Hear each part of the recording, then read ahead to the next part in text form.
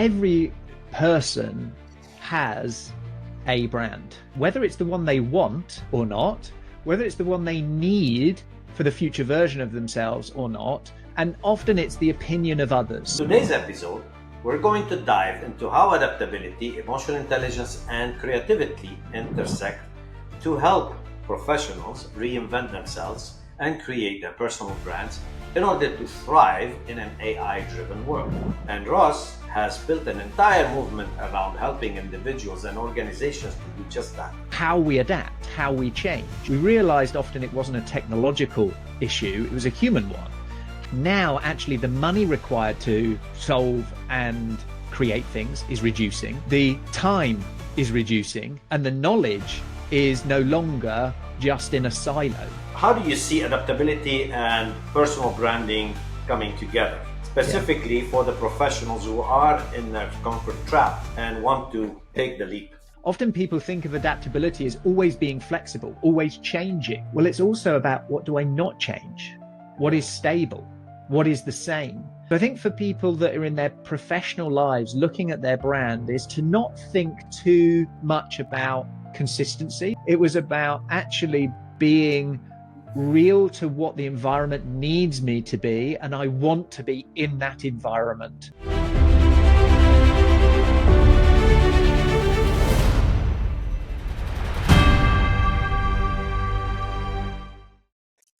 Welcome to Reimagining You.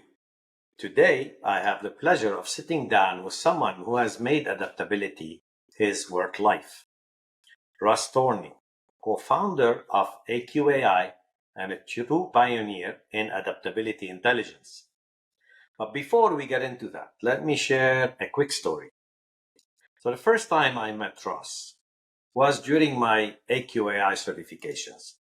And right at the start of the session, he asked us to take a moment of gratitude. Okay, so now you expect a typical training to kick off with frameworks or theories, but no, Russ had us pause, breathe, and truly reflect. Then came the real challenge. He asked us to consider, what is your great ambition? Now, at 62, I wanted to say something grandiose, but how can I predict 10 years down the line? At 72, I'm not sure where I'm going to be and what to do. So my mind raced, and I wanted to talk about creating a center for adaptability leadership in the Middle East, a real movement to shift mindsets and future-proof leaders. But in that moment, I hesitated. Was it too big, too bold? Where people think that I was crazy? And then when I realized that hesitation, that moment of self-doubt, is exactly what adaptability is about. It's about having the courage to embrace change, to lean into the uncomfortable, and to think beyond what's conventional. And Ross has built an entire movement around helping individuals and organizations to do just that. So in today's episode, we're going to dive into how adaptability, emotional intelligence, and creativity intersect to help professionals reinvent themselves and create their personal brands in order to thrive in an AI-driven world. So, Ross, welcome to Reimagining You. Thank you. It's a pleasure to be here. And actually, it's nice to be on the other side of being interviewed, because the norm for me is to be the podcast host. So I'm really looking forward to today. I was pleasantly surprised that actually you have close to 117 podcasts, and some of them, most of the people that you have done the podcast are very interesting people.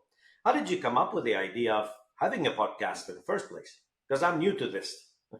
Yeah. So for me, it was interesting. We are often inspired by the people around us, right? We see what they're up to, what they're doing. And many of my other peers were doing podcasts, and I was, listening to lots of different ones.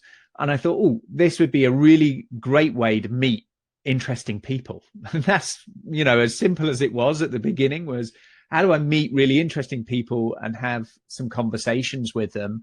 And so started small, just began in the room, basic kit, and started reaching out to people and just grew it from there. And I think the momentum and my own voice and sort of rhythm evolved over time. Very good. And I think we will try to cover a bit more when we discuss how do you create and grow your network, because that's a major piece of when you want to create your personal brand. But before we dive in, who is Ross? What can you tell us about your journey from where you were in the corporate side to where you are now? Yeah. Is Who is Ross? I don't know that I know the answer to that question, you know. And it probably would depend who you ask. You know, if you ask my wife, I'd be a different answer. Perhaps business colleagues, another answer in there. Um, but I see myself as an entrepreneur. I see myself as somebody who inspires, who creates value, or at least tries to create value, and just encourages people to realize their best potential. And an avid learner, always been an avid learner, but I think the best description would be someone who cares about humans, cares about how we support each other, and the kind of future that I'd be proud to leave future generations. That's a very nice description of you. And actually, when I sat during your sessions, this personality comes really radiating. So, may I ask you, why do you start every session with a moment of gratitude? There's a couple of reasons. You know, we do this internally as a team. So even on our Monday stand up, everyone in their weekly planner has to have taken some time to think about things that they're grateful for or that they've achieved, and the reason why, what further progress would be, and what an action is from there. And just that practice of building in gratitude and appreciation has become part of an intentional culture. I wanted to enable people and encourage people to seek those things because they exist. It just depends what we choose to look at. So one of it was an intentional part of the culture I want to set. Another part is really, if I want to encourage innovation, if I want to encourage experimentation, if we're in this world where we don't necessarily know the answers, we're going to feel under pressure. And when we're under pressure physically from all of these things, a lot of the research I found is that we're cognitively impaired.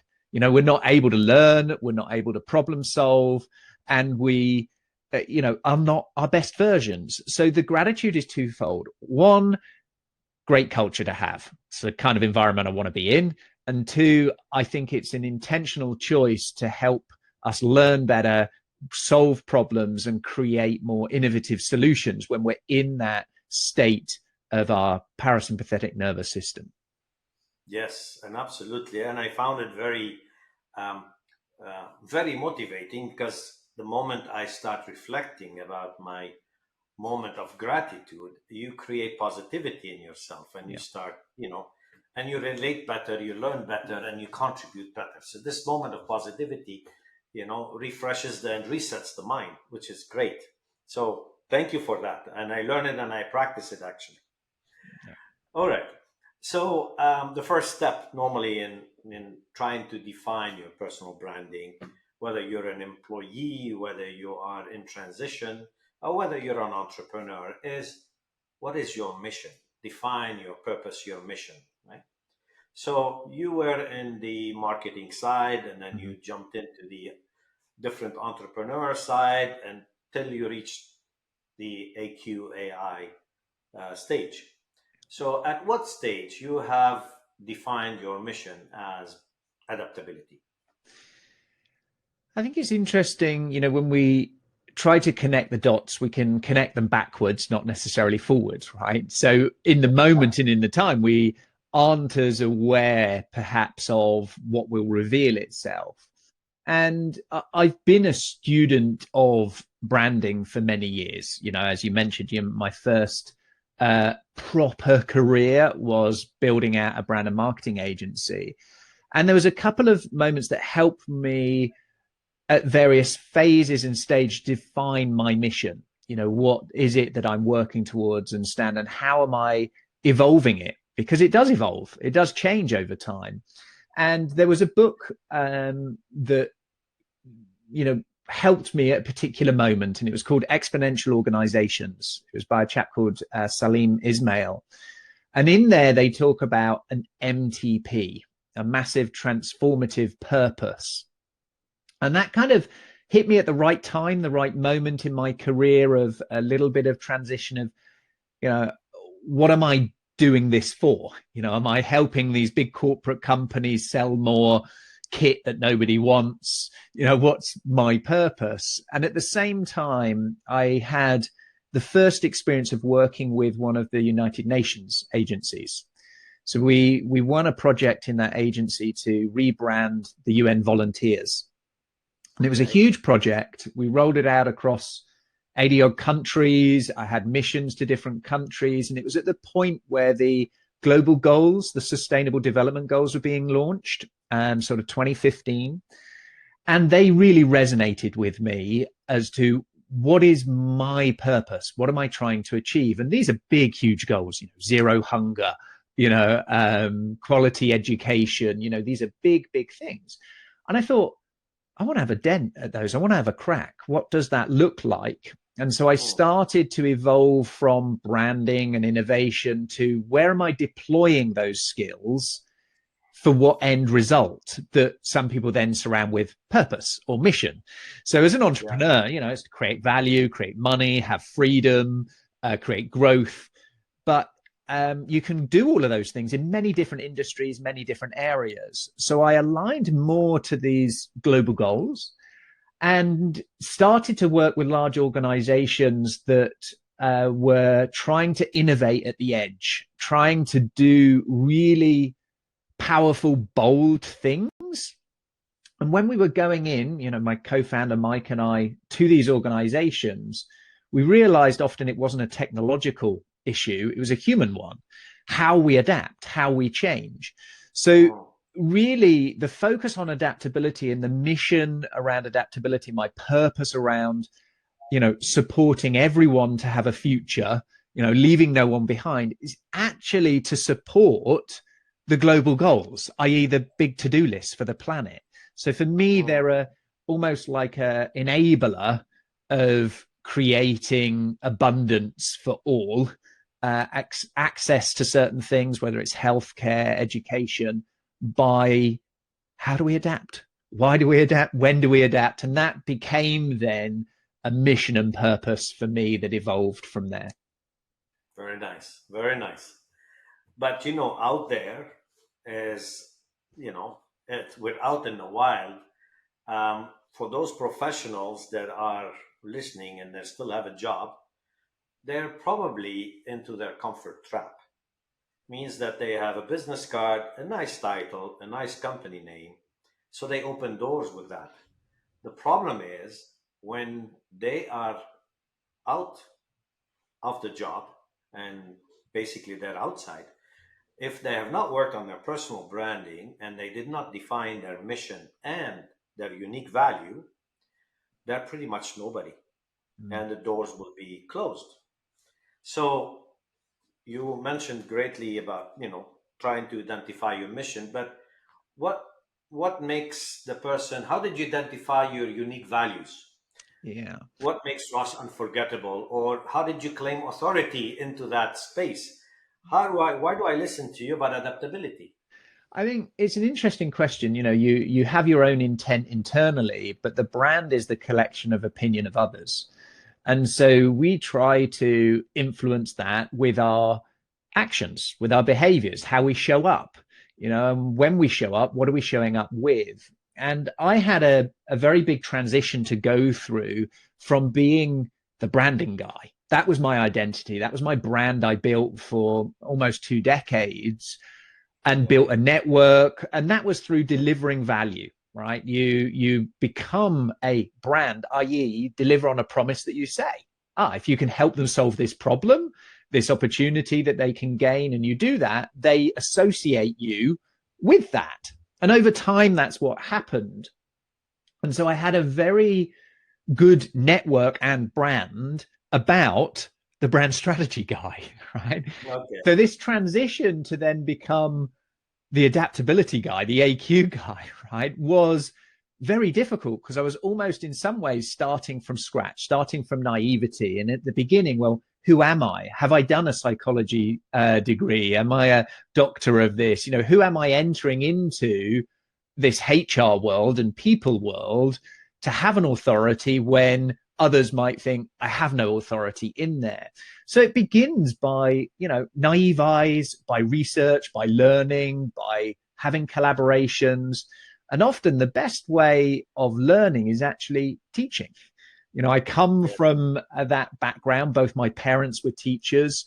So the first part for me was writing a book. In fact, my second book was around adaptability. And in writing it, you're learning, right? You're curating what is the message? What are you trying to distill?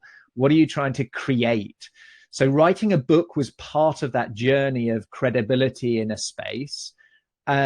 And then developing courses, developing materials, because one of my unique abilities has been always to take complexity and make it accessible, make it simple. So in lots of different industries, you know, when I was in the branding agency, worked in just about every industry around. And a lot of it was taking complex things into distilled messages that people could understand. So within this world of adaptability and creating my own brand, well, I just applied some of the same methodologies and principles, but just to that new industry of taking all of this research, all of this information and distilling it and putting it into materials and training and see what worked, what didn't work. The early courses were just all live sessions, you know, and it evolved, then it became, you know, evergreen courses and honing my ability to communicate. Then I started, you know, getting speaking gigs. And of course, when you're then speaking to an audience, you have to articulate a message and you become associated with that message. So over time, the speaking engagements increased, partly because of my history of being a speaker about brand, now speaking about adaptability, human potential, change, AI. I had an opportunity to open those up and be rubbish to start with and be okay with that, right? Be okay with, right, you've got to get out there and practice in the real world. And that evolved into several other books. You know, I'm 4 or 5 books down the line. There's now people where I've collaborated on another half dozen books, been asked to write the forwards for people that are writing about adaptability and being invited into more and more speaking engagements about this subject. So it didn't happen overnight. It was a careful sort of curation of researching, learning, writing, finding my voice, then starting to share that through courses, through speaking, through other people, through training, and then building that network of, you know, 450 people I've now trained in it. They're all advocates of saying, Ross is the guy on there. So rather than me on social media or on these platforms saying, hey, look at me, this is what I'm doing, I just learned and shared with people and let the people I shared with then advocate whether they feel I have value or not, to becoming a credible player in that space. And I feel I'm still just at the beginning of this, Eli. Perfect. I love it because you have gave a recipe of success for the audience, for the professionals that don't really know where to start. How can they be credible and claim authority on the subject? So, in the previous podcast that I had, the advice that came in from my guest is that stay in your lane. So, stay in your lane means stay in your discipline. If you're in the technology, stay in technology. If you're in food, stay in food. But you have experienced it the other way. So you have jumped from an industry to another. Now, granted, you had some parallels between branding, speaking, and the communication on this side to present it, to crystallize the message, because there's a lot that you have imported from there to the adaptability. But yet, I think the proof is in the pudding. You can move from industry to another. You can be in technology and then jump into food, right? Do you agree? I think a lot of innovation comes from naivety.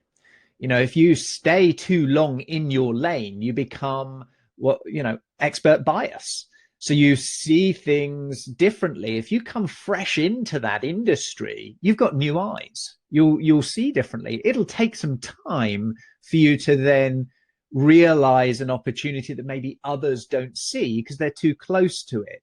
And it's that balance of humility about something. You know, many people I've trained are far more accomplished in certain disciplines and sciences, however, not in the area that I've spent some time in. And the opportunity to bring value to areas where you might not think you can, you know, through using some of those initial principles. And, you know, I do believe that we're evolving into portfolio careers, to being able to let go of a previous identity, an area where we had authority, we had, you know, a level of, as you mentioned, comfort, of applause that said you were good at this and you've spent time in doing it. That transition to go into a new space, a new area, is often scary because you, on the face of it, enter at a lower level when you've had the prestige of another level in a new industry.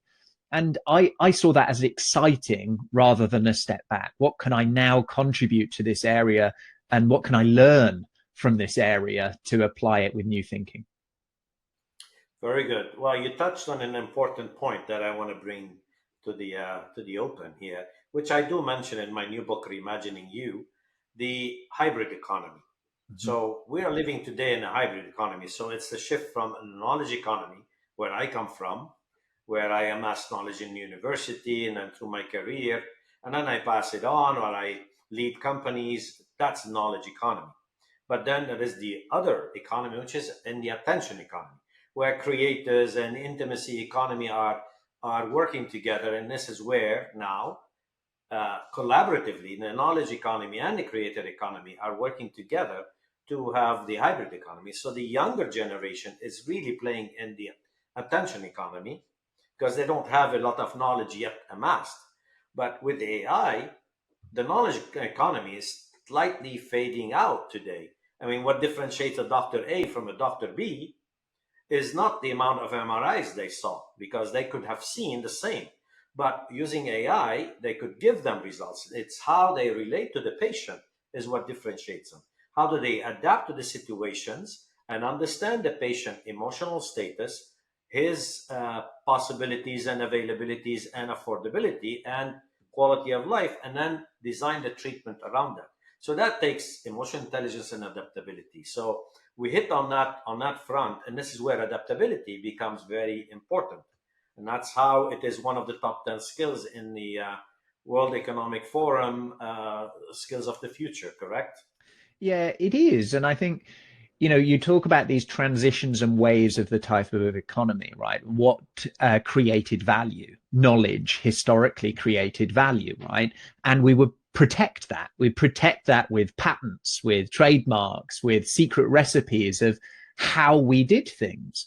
And that created empires, that created huge commercial entities to be able to provide value because they had knowledge that others didn't.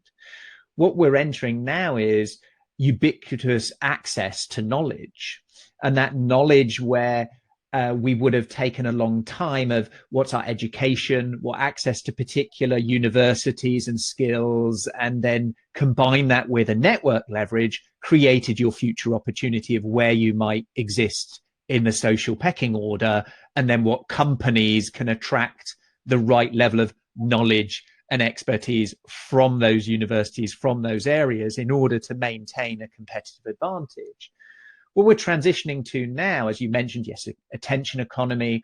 I talked about the imagination economy in my book in 2018, which was talking about when knowledge becomes accessible to everybody. And so we can become upskilled and augmented by connected software, large language models, AI, as we're starting to experience it now, is we're only limited by our imagination.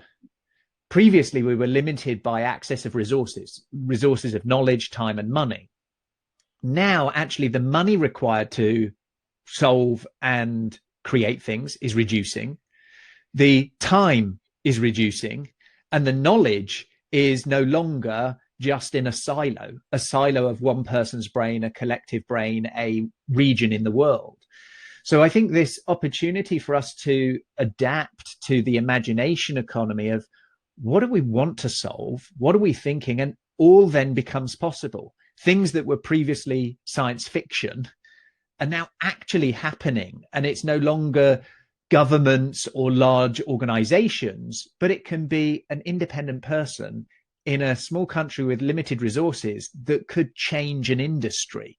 That is both exciting and scary, depending whether you're the incumbent or the new innovator.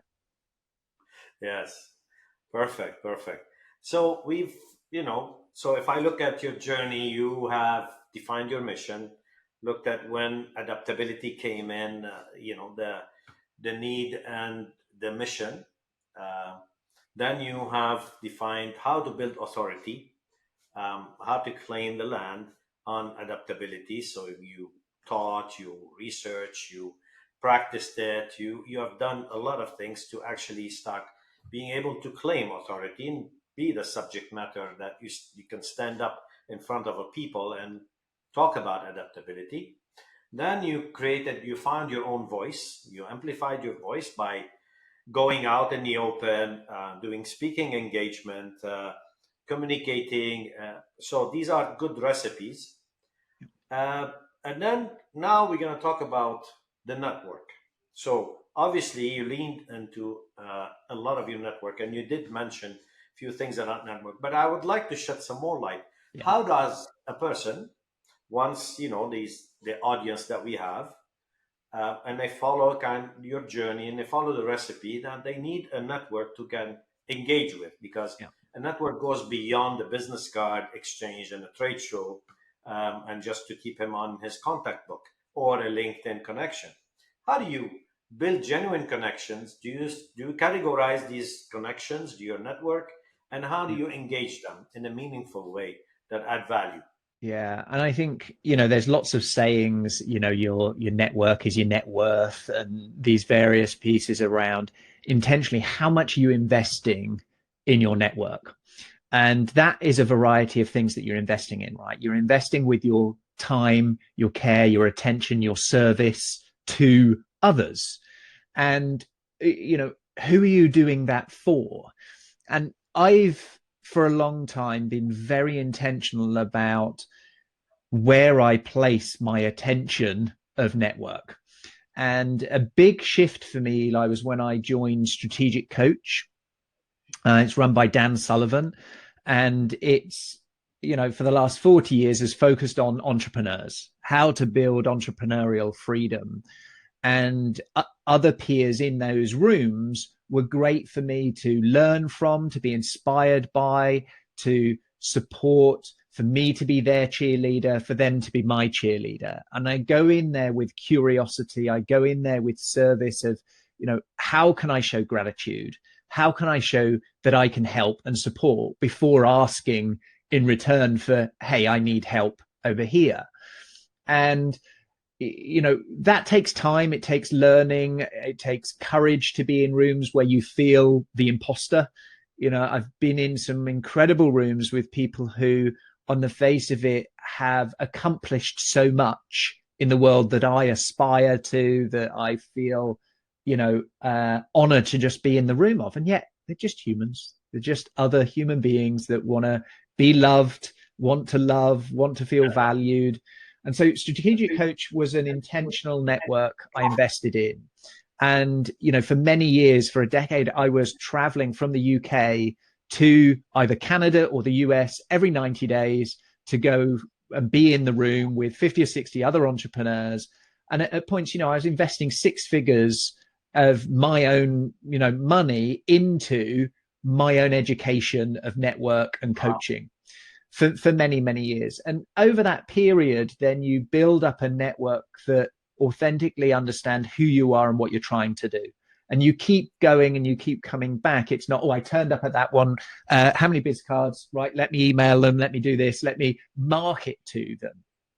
And over the time, relationships evolve.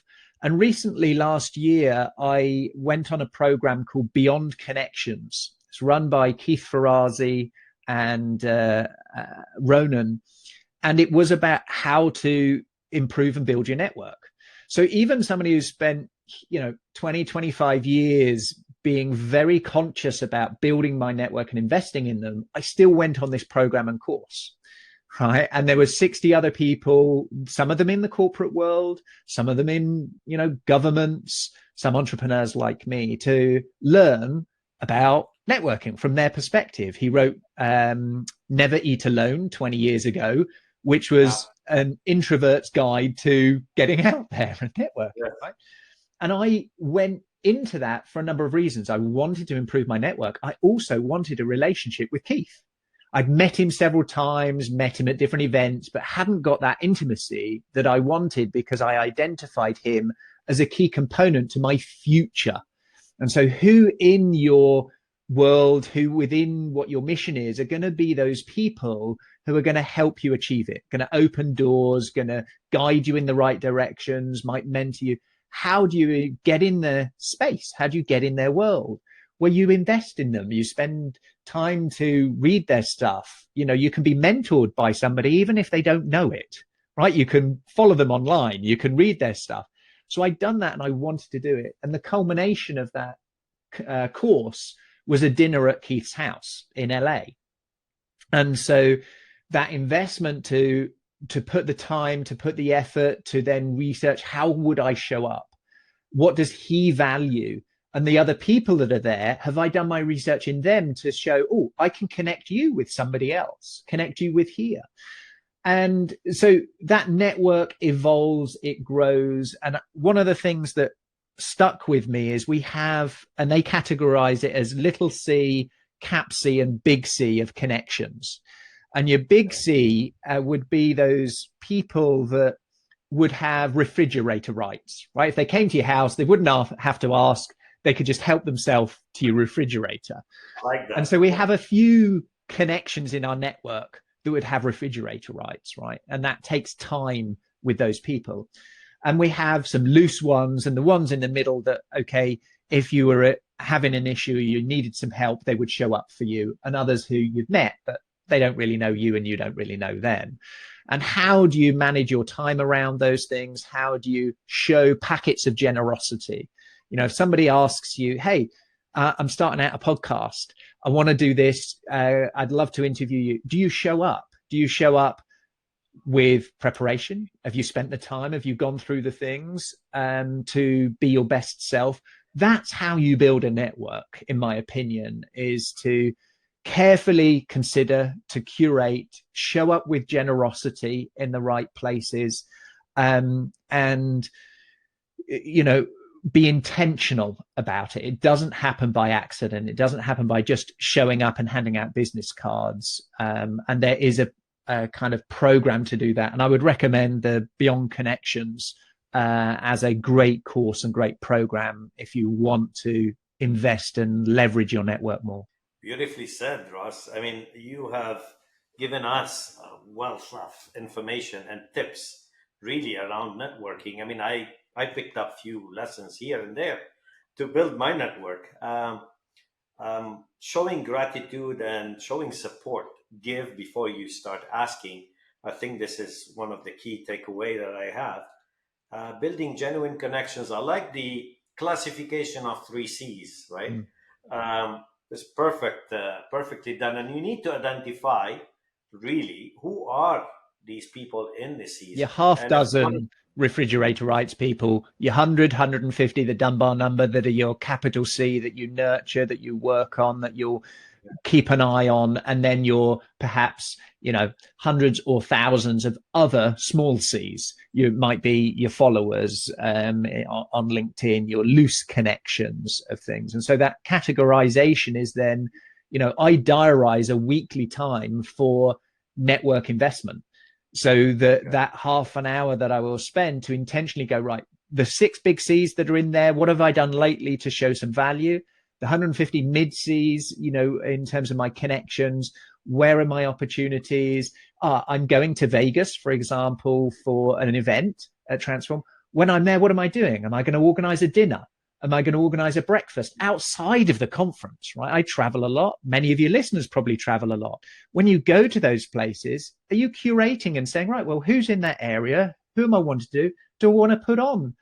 Often we might go, oh, I'll meet up for a coffee with somebody.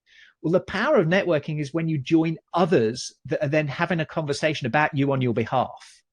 And so if you create that as you've been the instigator of, hey, I'm going to New York for a week, I'm going to organize a dinner and get half a dozen people, get a few of those connections and ask some of them, do you want to invite someone else along of those guests? You don't have to fund it all. It doesn't have to cost. Could just be, we're going to get together and hang out. And you'll notice that the value of you connecting other people together, you're then anchored, in that relationship that you've helped in that process. So I'm going to ask you a question. Now, I don't have refrigerator right with you yet, but am I on the last C or I'm in the middle? Which C you categorize me in? Yeah. And, being upfront and open with people about those things is also important, right? It's part of that relationship journey of those middle C people we all get asked to do lots of different things, right? And as you become more and more known in a particular area, that's part of the territory. And then how do you say no? How do you say no to certain things? What are your boundaries? No, not now, of those things. So, I've said yes to you because you've shown value to me. You've been interested in our work and what we're doing, and you've supported other people, and you have an ambition to support other people that are in our community that I care about. So by that, evolves our relationship in that process. And maybe one day we might have refrigerator rights when we hang out in those things. But that takes time of understanding somebody, who they are, what their family is. You mentioned, 62, your evolving of your family, of your future. How can I get to know that better and support that better, of the center of excellence in the Middle East? All of these things, the more I know about it and the stickiness of those conversations, we need, we often forget, and we need regularity, right? So creating those intentional opportunities to regularly connect with people is important. And I think that's a route from mid C to big C, is that regularity of connections through intention of doing that. Yes. I want to bring in now adaptability, because I'm, going through the certification, learning a lot about adaptability. And again, I know the tip of the iceberg in terms of adaptability, but I see it as an important element in personal branding, especially for those professionals. They are actually, experiencing change or will experience change. So how do you see adaptability and, personal branding coming together? Yeah. Specifically for the professionals who are in their comfort trap and want to take the leap forward. And every person has a brand, right? They will all have it, whether it's the one they want or not, whether it's the one they need for the future version of themselves or not, will give them opportunities of where the gap may be, or where they just keep doubling down on what they are. And often it's the opinion of others. What are we wanting to shape? And that opinion of others can start with the opinion of my future self being another entity, right? Rather than seeing it as me. So the future version of me, how does it see my current brand? How does it see my current personality? How does it behave? What language does it use? How does it show up as that separate entity? So being able to give distance from my past, my current, and my future self. So the opinion to then give permission to evolve. What do I let go of and what do I keep? Often people think of adaptability as always being flexible, always changing. Well, it's also about, what do I not change? What is stable? What is the same? And so those things are as important of yourself, of your brand, of those things. And often we're so linked, our identity and our brand, with our job role. and the 4 or 5 people we spend the most time with that start to reinforce those stories. Oh, I'm somebody who's always clumsy. Oh, I'm somebody who's always, insert whatever it is, always sad, always happy, that our beliefs, have an impact to our feelings, that have an impact to our actions. And then that full circle becomes our personality, that it's that reinforcement. So when we need to break that and want to change it because maybe it's no longer serving us, it's hard. It's hard work. So it starts with self and self work. And it's very difficult to see the label of our own jam jar when we're inside it. Right. So we need perspective of others. So when we ask others, how would you describe me? What value do I provide for you? And there's processes you can go through that to help discover what others think about you that in essence can be summed up as your brand. What are you? Do you have integrity? Do you do these things? And when you get that, all progress starts with telling the truth, right? So we have our self-truth, and that might be delusional or accurate. We then have the people around us and their truth of their perspective for us. And then the people we want to have an opinion about us that may not even know us yet. What would we want them to see about us? What can we let go? So that adaptability is about the intentional journey of the stories we want to create in other people's minds, and then the actions that we do to reinforce that and follow it up. So it's the balance between, it's consistency. I say the same thing every time. Or am I saying something that allows the person I'm communicating to hear it? Because if I say the same thing all the time, they won't hear it because they hear it through their ears. So I might have the authentic part of what my value is, but I'm looking for and listening about that other person's language, that other person's way in which they see me, and what am I trying to then influence to evolve their opinion and brand of my brand. So I think adaptability plays a key part of, how I might evolve myself, when I might evolve, i.e. which environment. I might have a different brand at home with my family than I do at work. I might have a different brand with my current team, to my boss, to my clients. So where do I evolve that adaptability that some are threaded core, others are, I show up as the fun granddad, that plays silly, that dresses up silly. And that might be part of my brand with those relationships. So I think for people that are in their professional lives, looking at their brand is to not think too much about consistency. That's how I used to think 20 years ago. Brand was about consistency. It was about actually being real to what the environment needs me to be, and I want to be in that environment, and allowing that to have this multifaceted version of me, that I can be this person with my grandchildren, I can be this person in a professional network, and I can be this person when I'm in a new business development. And that isn't about, a split personality. There will be some commonalities, like you mentioned, gratitude, how I show up with the grandchildren. I might still have those principles and the methods that I do, but they're articulated differently for the audience. And I think that's where adaptability really has the opportunity, is the connection with the audience is where I adapt, but me might be, gratitude is a core component of me, for example. Beautifully said, Ross. Beautifully said. One thing that I took away from when I did the assessment, being a corporate guy, 30 plus years, is when we used to quote our leaders, right, in the corporate side, this is how it is done here, son, means you follow the instructions, you follow the process. It was hard for me to switch, to unlearn what I have learned over the years. And when I remember, one of the elements of analysis is unlearn to relearn, right? Yeah. How well you unlearn. And in this world, with the 5 generations in the workplace, there is a lot of brilliant ideas, brilliant, processes and changes, and that's coming from younger minds.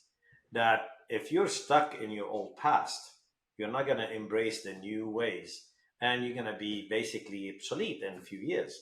Yeah. So unlearning what you have and go in with a set of fresh set of eyes and an open mind to receive and analyze to its merit the opinions of others really works for me now, because I had to take it on the hard way. So what do you think of that unlearning to relearn? And you're in the middle area there, but Yeah. I'm an oldies here. And it is very difficult because the learning that's got us to where we are now has created neural plaque around that, in terms of to protect it, to look after it, because we've had an applause. That an applause might have been a check at the end of the month. It might have been a pat on the back that you've done something well because you knew the answers and you knew the way to do it and you knew the shortcuts, right? Been there, got the t-shirt, done it, so we repeat.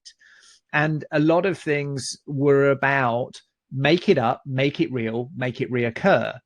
And so through our careers, we often begin with make it up, then we make it real where we're figuring it out, and then it's about making it reoccur. And it can be corrosive to our confidence when we have to go back to make it up again. When we've been focused on making reoccur, we're in management, we're in a level of authority, we've done it before. And therefore, when we go back to, make it up again, some might be excited by that. Others are, that sounds risky. That sounds like something I don't want to do. So I dig my heels in to protect the level of authority I have, level of influence I have, level of self-belief that what I'm doing is the right answer. So it can be very corrosive when we go back to, I don't know the answer. If we never even thought we knew it, it's perhaps easier to just go in and make it up. So I think it's a transition, and it is hard. And it's two parts. Part one, self, part two, system. So within companies, the system has often rewarded and encouraged the latter, right? The consistency, the reducing risk. We want productivity and efficiency by doing things that we've done before. And so we've got, SOPs, standard operating procedures. All of those things are in place to be able to get consistent outcome of results. And so the systems then have rewarded that in terms of bonuses, in terms of promotions, not necessarily the system to reward experimentation, doing things differently, even if the result didn't happen.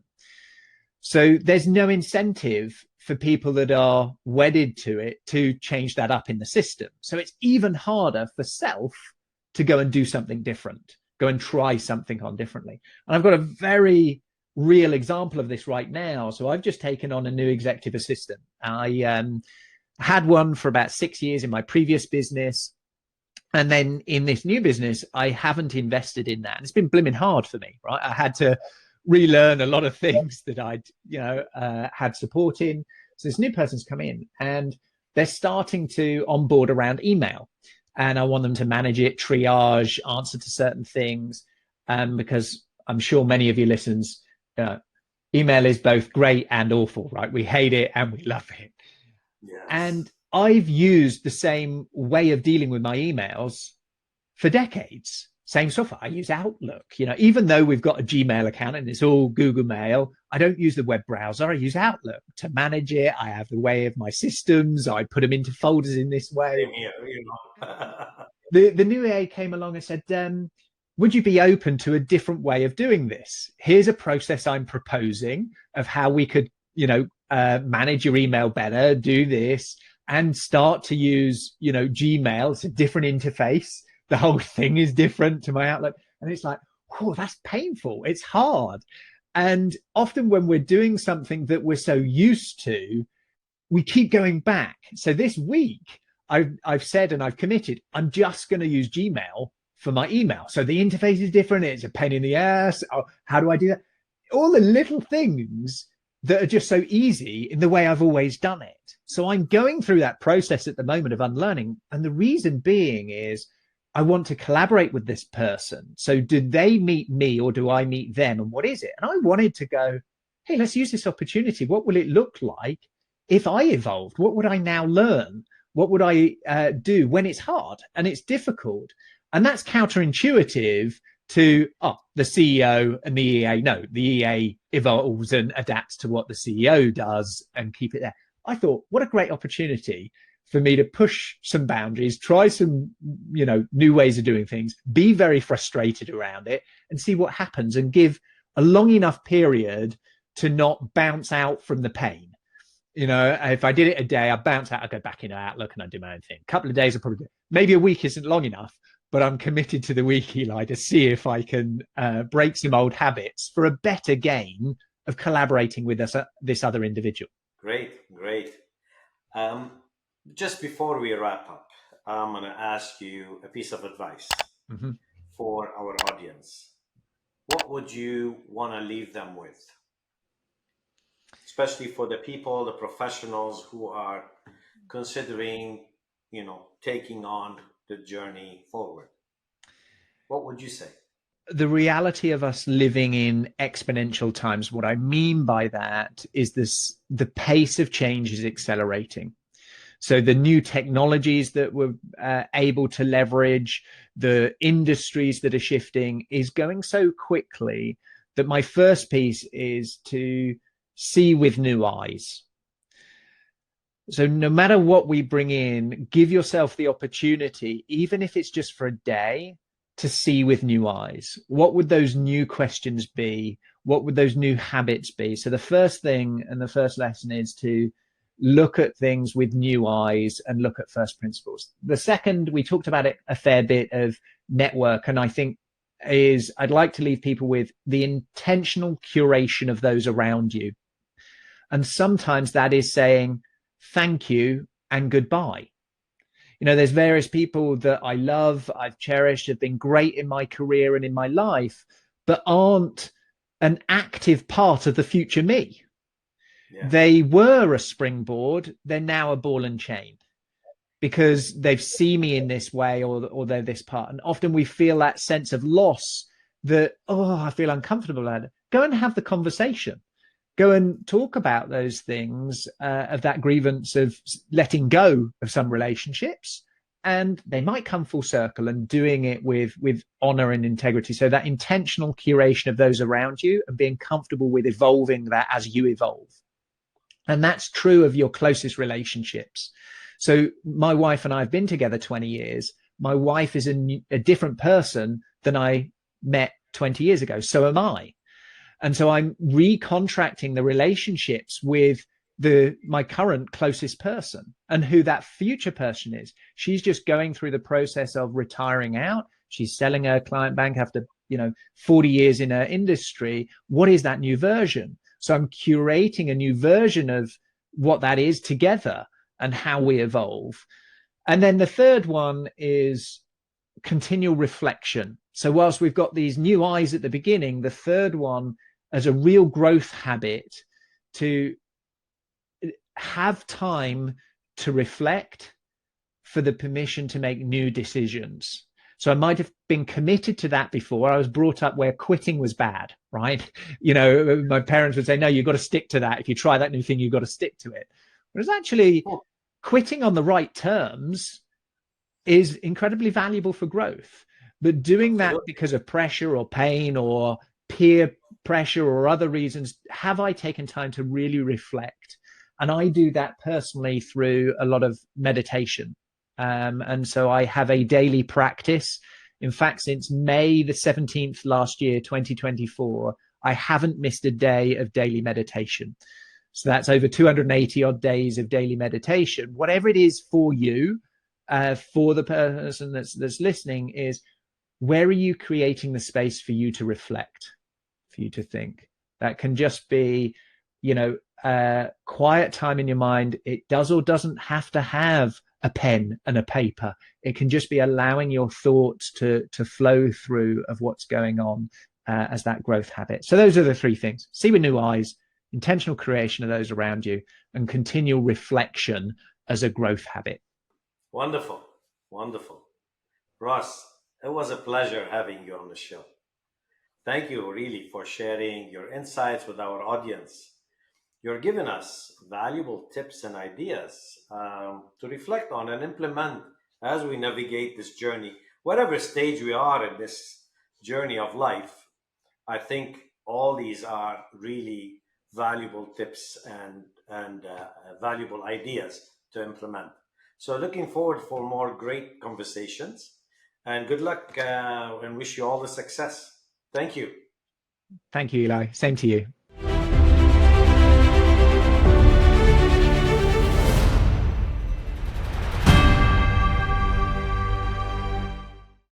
Thanks for listening to Reimagining You. If you enjoyed the episode, follow the show, leave a review, and share it forward. See you next week with a new episode. Keep reimagining you.